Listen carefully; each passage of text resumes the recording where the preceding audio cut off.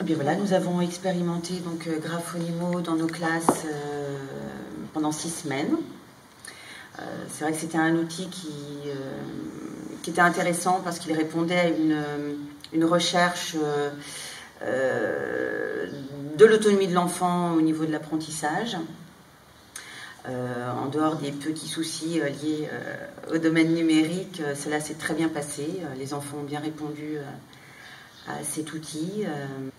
Moi, les enfants étaient très motivés. J'ai rempli cette année une classe de 3 niveaux, donc CP, CE1, CE2. Ils ont pu l'utiliser en autonomie quasi complète, avec des retours possibles sur leurs apprentissages et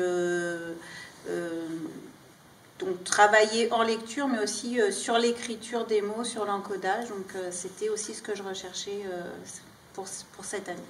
Il y avait une activité qui s'y prêtait beaucoup plus, oui. Effectivement, sur l'encodage, et qui était intéressante. Avoir un retour dessus après en classe avec tous les enfants, c'était enrichissant. Moi, j'ai utilisé le logiciel surtout sous format d'atelier. Donc, j'avais avec 4 tablettes en fait, et les enfants pouvaient travailler chacun leur tour dessus. Moi, c'était plutôt différent. C'était un groupe de 20 CP qui était partagé en 2 ateliers.